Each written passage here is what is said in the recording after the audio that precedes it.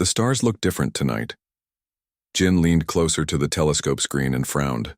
After 5 years working at Seoul National Observatory, she knew the night sky like her own hand. Something was wrong. Dae-ho, come look at this.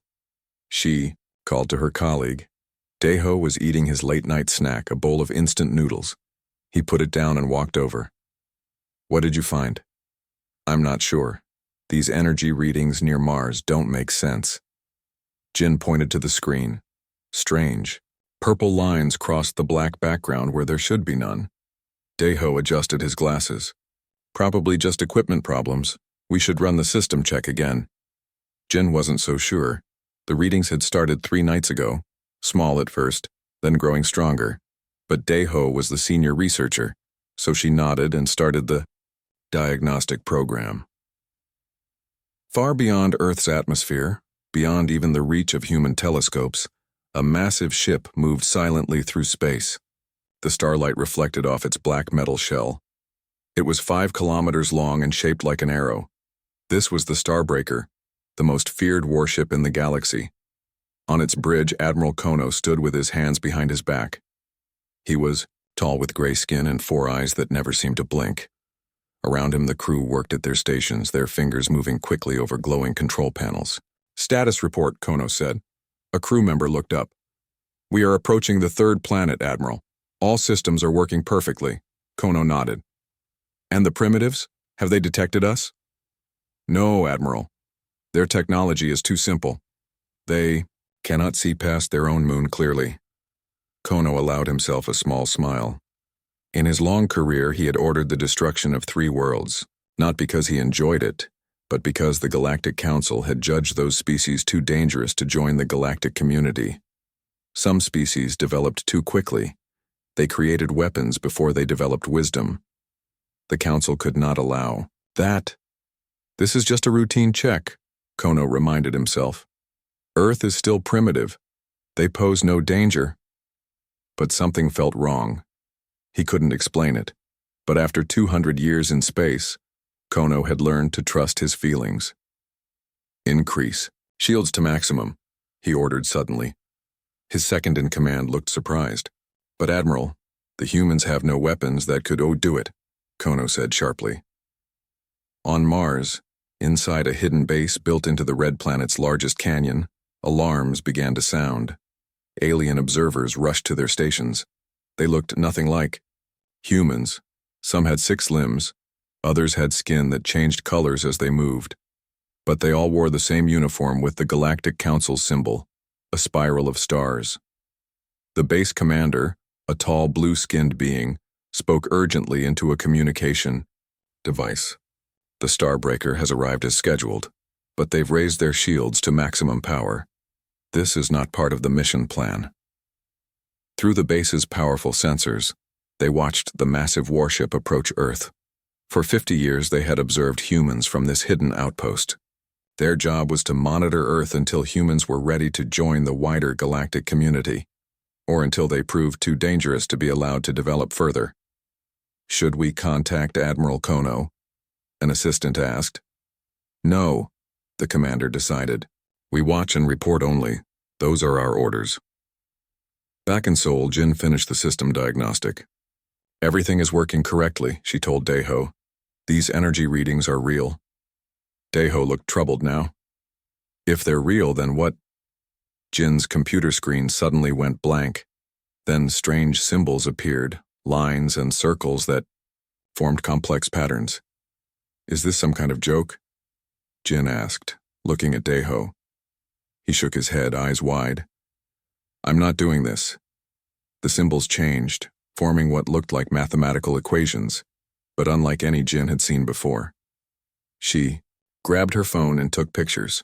We should call Professor Kim, Dae-ho suggested, reaching for the office phone. But before he could dial, all the power in the observatory went out.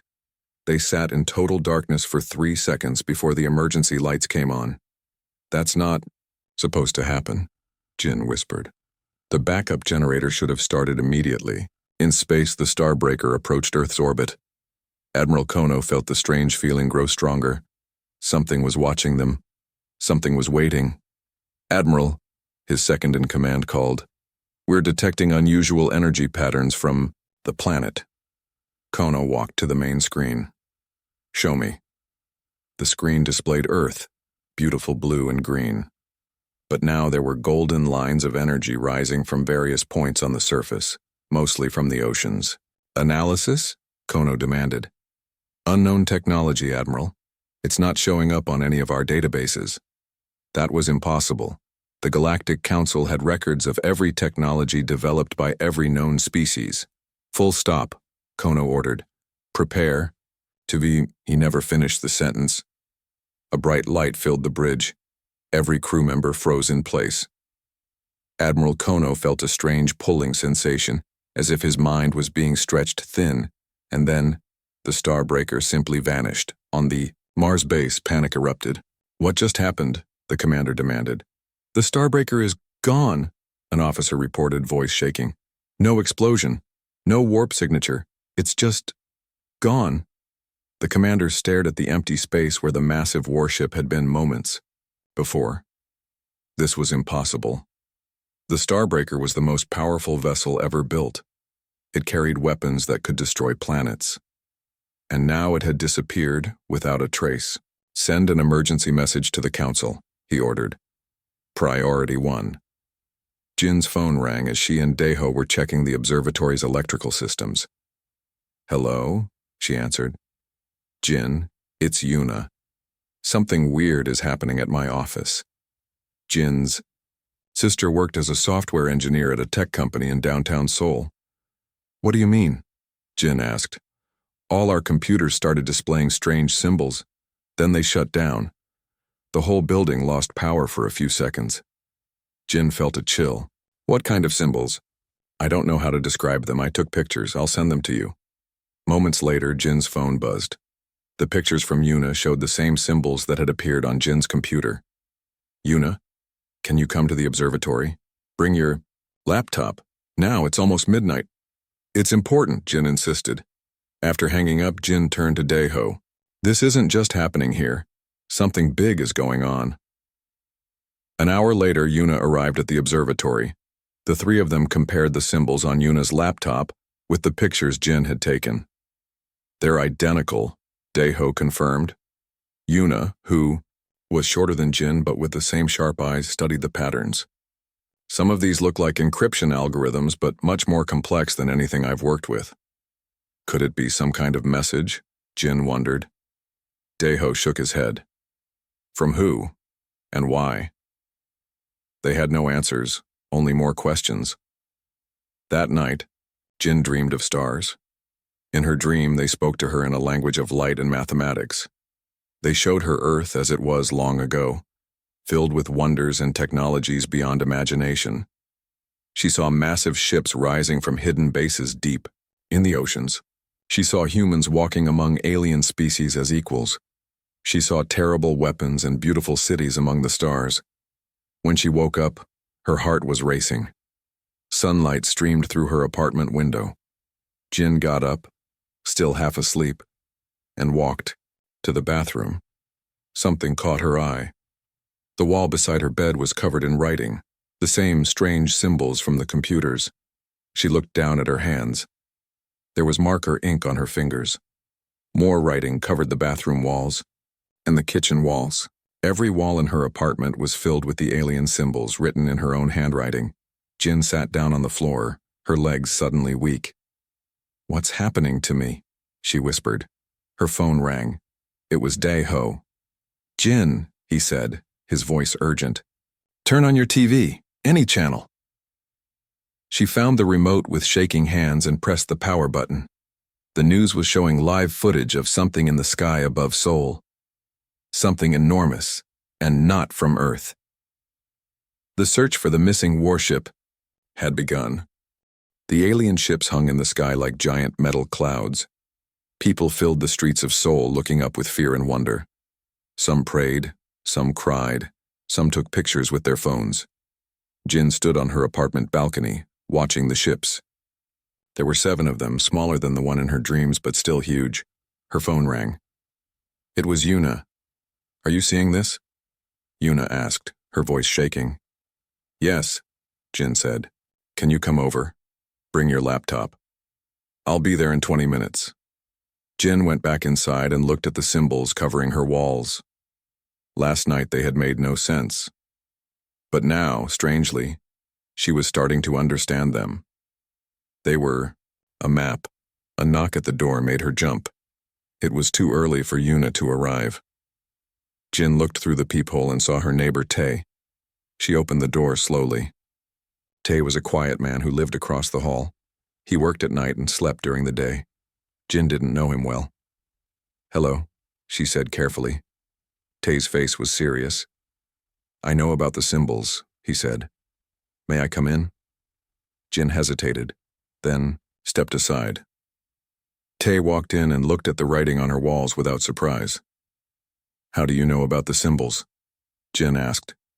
I work for an organization that has been waiting for this day, Tae said. The day when they would return. They? You mean the aliens? Tae nodded.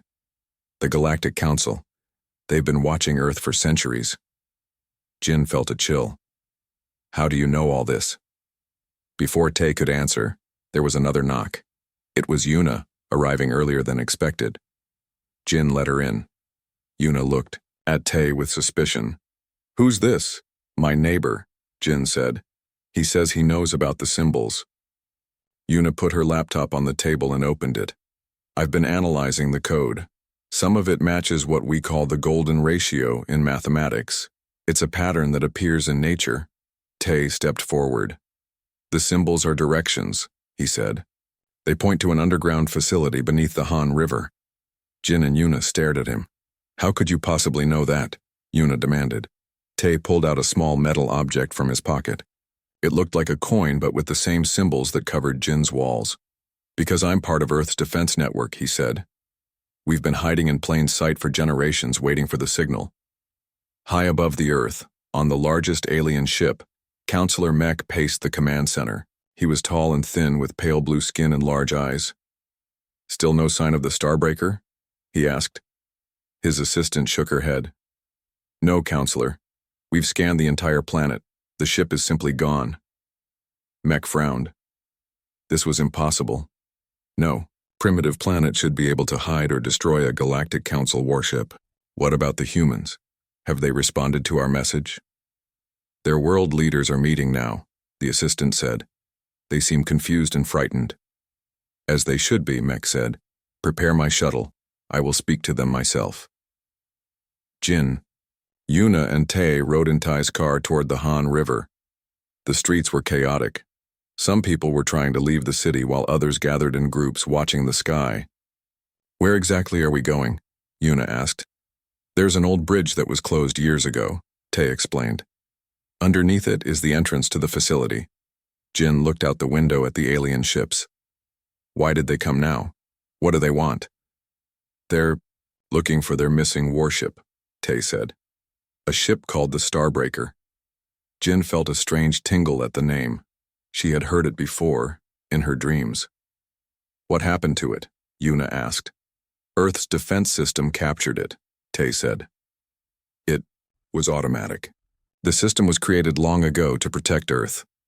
Created by who? Jin asked. Tae looked at her. By humans. Our ancestors. They parked near the old bridge. It was blocked off with faded no-entry signs. They climbed over the barrier and walked underneath. Tae led them to a concrete wall that looked ordinary.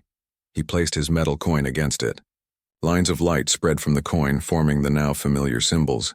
The wall slid open silently, revealing a dark tunnel. This way, Tae said, taking out a flashlight. They walked for 10 minutes through the tunnel. It sloped downward, taking them deep beneath the river. Finally, they reached a large metal door.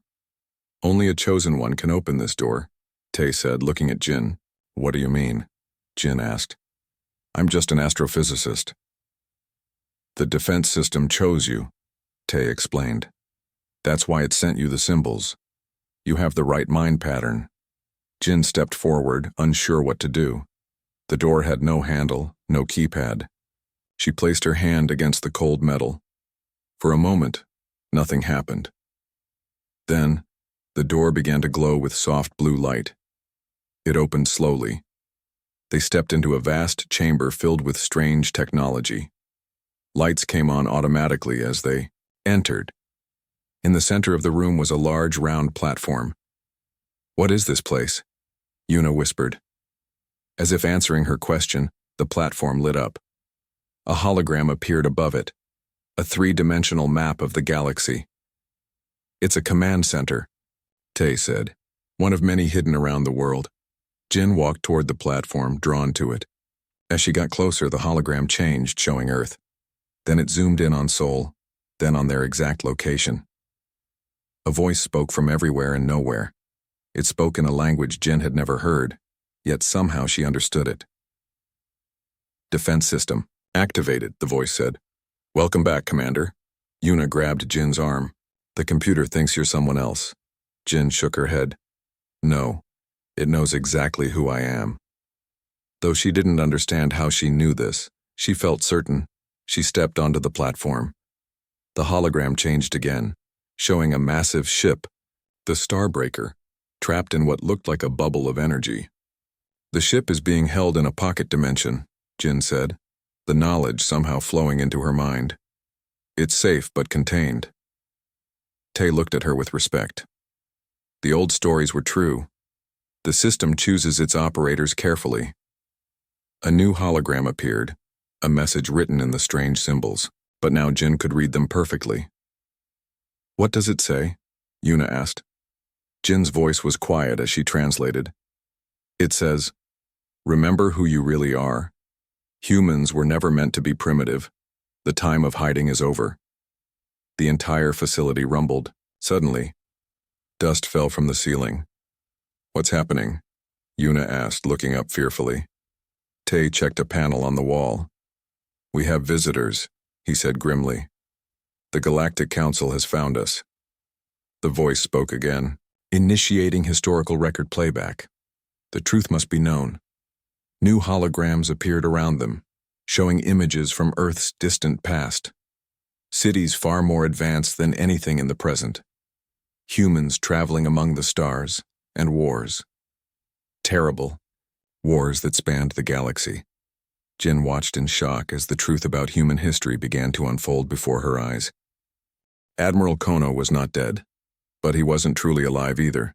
He floated in a strange place where time seemed to stop and start in odd jumps. Sometimes he could see his ship around him, his crew frozen in place. Other times there was nothing but swirling blue light. What happened to us, he wondered. The last thing he remembered was approaching Earth, detecting strange energy patterns, and then this. A voice spoke in his mind. "You were captured by Earth's defense system." Kono tried to turn toward the voice, but he had no body here. "Who are you?" "I am Sunwoo, the guardian of this system. I have watched over Earth for 50,000 years. "Impossible," Kono said. "Humans are primitive. They have no such technology." "That is what they wanted the galaxy to believe," Sunwoo replied. Back in the underground facility, Jin, Una, and Tay watched in amazement as holographic images showed Earth's true history. The holograms showed humans building great cities that reached to the sky. Humans creating ships that could travel between stars. Humans meeting other alien species and joining a great alliance. Then the images changed. They showed terrible wars, planets burning, fleets of ships in battle. "I don't understand," Jin said. "If humans were this advanced, what happened? Why did we go back to being primitive?" A new hologram appeared, a person made of light. He looked human, but somehow more. His eyes held ancient wisdom. "I am Sunwoo," the hologram said. "I am the AI guardian of Earth's defense systems." "Why are you showing us this?" Una asked. "Because the time has come for humans to remember who they are," Sunwoo answered. 50,000 years ago, humans were the most advanced species in the galaxy, but also the most dangerous. The hologram changed again, showing humans creating weapons that could destroy entire star systems. "Humans have a unique mind," Sunwoo continued. "They can imagine things that don't exist and then make them real. No other species can do this, as well as humans. This made human technology unpredictable and frightening to others. So what happened? Tay asked. War, Sun Wu said simply. Humans fought against many enemies. They were winning, but at a terrible cost. Billions died on all sides. The hologram showed more destruction, more death. In the end, the wisest humans made a difficult choice. They decided to hide their true nature from the galaxy. They used advanced technology to reset human civilization, taking humanity back to a primitive state. They made us forget? Jin asked, shocked. Yes. They hid the advanced technology in secret bases around the world. They created guardians like me to watch and wait. The plan was for humans to develop naturally, to learn wisdom before power this time. But now the aliens are here, Yuna said. Why? Because the defense system captured their warship, Sun Wu explained. It was automatic. The ship matched the threat profile of ancient enemies. A new alarm sounded through the facility. What's that? Jin asked. Sun Wu's hologram looked up. The Galactic Council has sent representatives. They have found this facility. Above ground in the streets of Seoul, people watched as a small silver ship descended from one of the larger vessels. It landed in the Olympic Stadium, which had been cleared by the military. World leaders gathered to meet the aliens. Media from every country broadcast the historic moment. The ship's door opened, and Counselor Mech stepped out. Humans gasped at the sight of his blue skin and large eyes. People of Earth, Mech said, his voice translated through a device he wore. I am Counselor Mech of the Galactic Council. We come in peace, but with grave concern. A valuable ship has disappeared in your world's orbit. We must find it. The human leaders looked at each other in confusion. They knew nothing about a missing alien ship, but unknown to them, beneath the city, Jin was learning everything. We have to tell them the truth, Jin said. That would be dangerous, Tay warned. If the Council learns what humans really are, they might destroy Earth rather than risk human technology spreading through the galaxy again. But we can't just hide, Yuna argued. They're already here. Sun Wu's hologram flickered. There is another problem. A traitor has contacted alien factions who fear humans. They are coming to destroy Earth. A traitor? Who? Tay asked. His name is Jun. He works in your organization, Sun Wu told Tay. Tay's face paled. Jun is Hana's second in command. He has access to all our secrets. Jin turned to Sun Wu. Can I speak with Admiral Kono, the captain of the captured ship? Sun Wu hesitated, then nodded. It is possible, but dangerous. His mind might overwhelm yours. I need to try, Jin insisted. Maybe we can work together. Sun Wu guided Jin to a special chair in the center of the room. As she sat down, metal bands wrapped gently around her wrists and head. Close your eyes, Sun Wu instructed. Think of the ship you saw in your dreams. Jin closed her eyes. At first there was nothing. Then, slowly, she felt herself floating in blue light. Hello? She called out with her mind. Admiral Kono? A presence approached, alien and powerful. Who are you? Admiral Kono's thoughts touched hers. My name is Jin. I'm human. A primitive? How are you here? Kono seemed surprised. I'm not primitive, Jin said. None of us are. We've been hiding our true nature for thousands of years. She showed him the images she had seen, the true history of humans. She felt his shock, his disbelief, and then his understanding. The Council has always wondered about humans, Kono admitted. You develop faster than any species we've seen. Now I understand why. Your council is on Earth right now, Jin told him. They're looking for you. You must release me, Kono said urgently. If they think you destroyed the Starbreaker, they will obliterate your planet. And if we release you, will you tell them the truth about us? Kono was silent for a moment. The truth could be just as dangerous for your people. We need to find a middle path, Jin suggested. a way for humans to rejoin the galaxy without being feared. Before Kono could respond, Jin felt a painful pull. She was being dragged back to her body. She opened her eyes with a gasp. Yuna and Tai were standing over her, looking worried. "What happened?" she asked. "There's a problem," Tai said grimly. "A massive alien fleet just appeared in the solar system. They're not with the Council, they're coming to destroy Earth." Sunwoo's hologram confirmed it. "They will arrive in 6 hours. Their weapons can crack a planet's crust. The Council's ships are too few to stop them." Jin stood up from the chair. "Then we need to make a decision. Hide and hope they go away or show the galaxy who humans really are." Yuna took her sister's hand. "What did Admiral Kono say?" Jin looked at the hologram of Earth, now surrounded by hostile red dots representing the coming fleet. "He's afraid of us," she said quietly. "But I think he's also curious. Humans have something no other species has. We can imagine new solutions to impossible problems." "So what do we do now?" Tai asked. Jin smiled, a plan forming in her mind. "We're going to do something unexpected. Something only humans would think of. For the first time in 50,000 years, humans were going to show the galaxy why they were the most dangerous and the most creative Yaoer species in existence." Daeho arrived at the underground facility 2 hours later. Jin had called him and Tai had sent someone to bring him safely. "This is incredible," Daeho said, looking around at the ancient technology. His eyes were wide with wonder.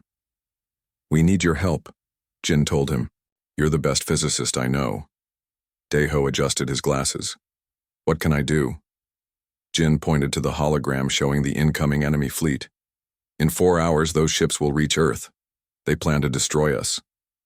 "Why?" Daeho asked. "Because they're afraid of what humans might become," Tai explained. "They know our true history now." Jin led Daeho to a control panel.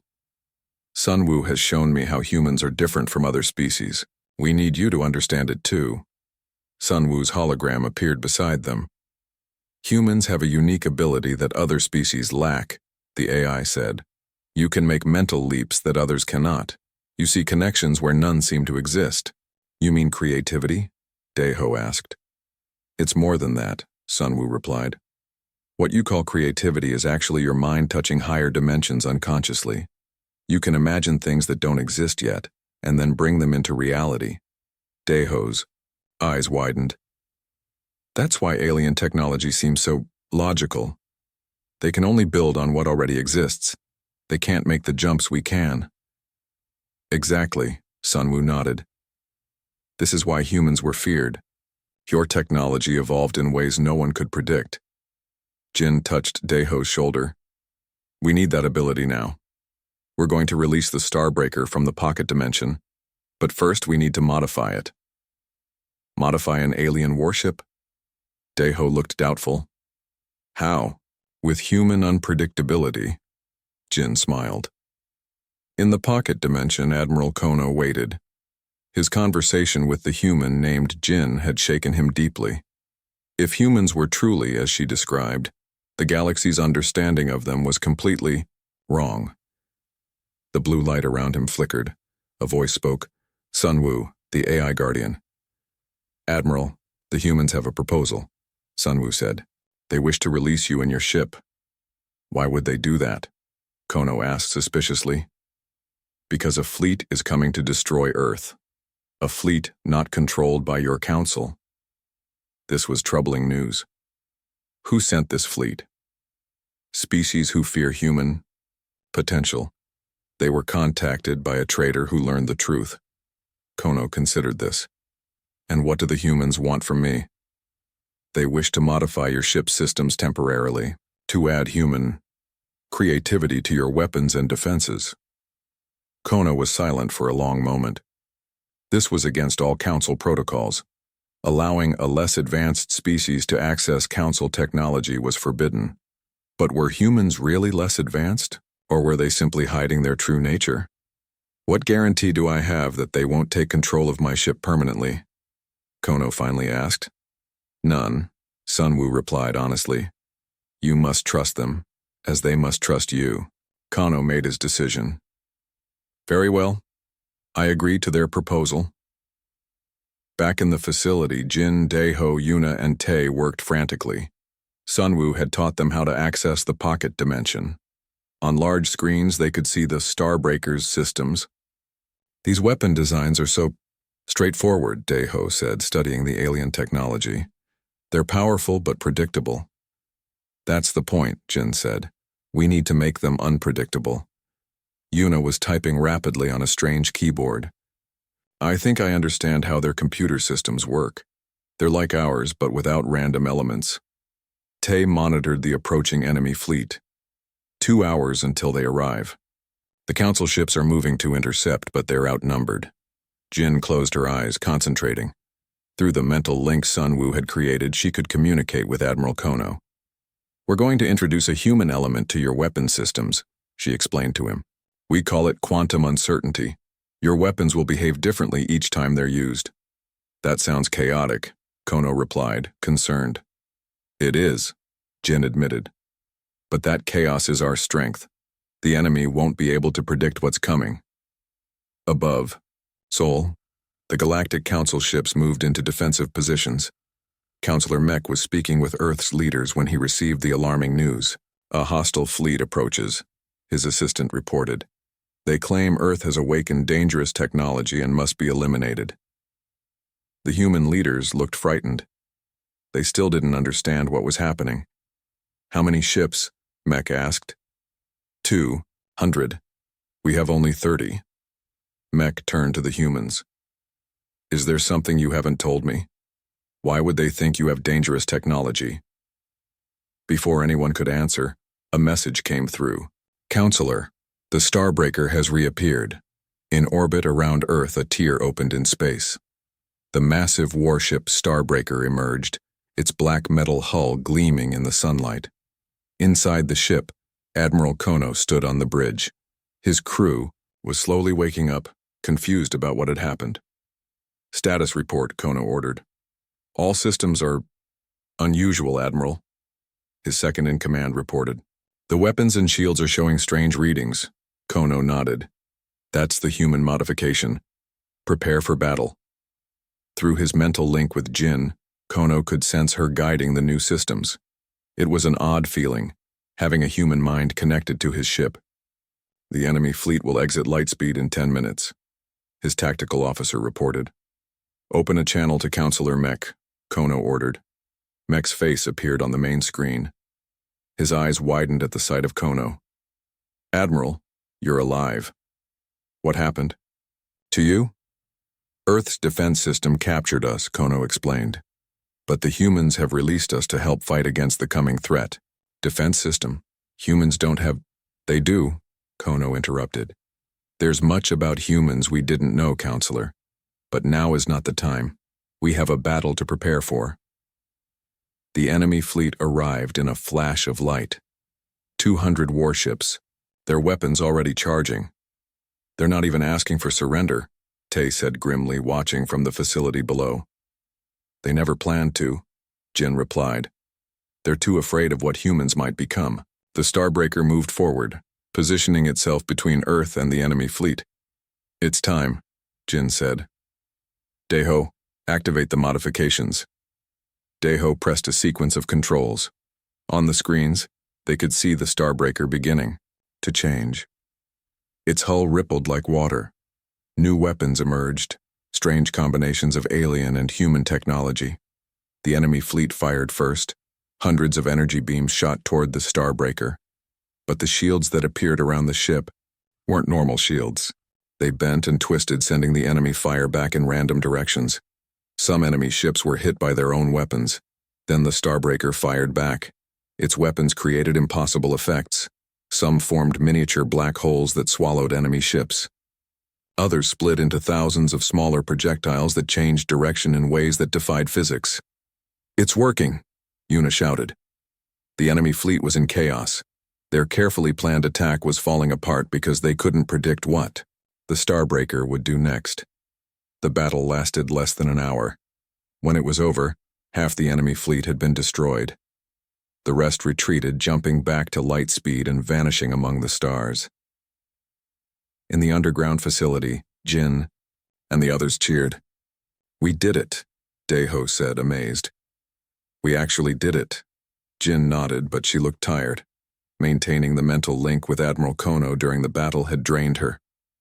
"What happens now?" Yuna asked. "Now we talk," Jin said. "With the council." 1 month later, Jin stood on a platform in the Olympic Stadium.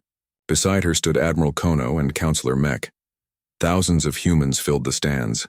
Millions more watched on screens around the world. "Today marks a new beginning," Counselor Mech announced. "Earth is recognized as a protected world with special status in the Galactic Council." The crowd cheered. It had taken weeks of negotiation, but the Council had finally accepted the truth about humans. They were not primitive by accident, but by choice. "Humans will be allowed to develop at their own pace," Mech continued.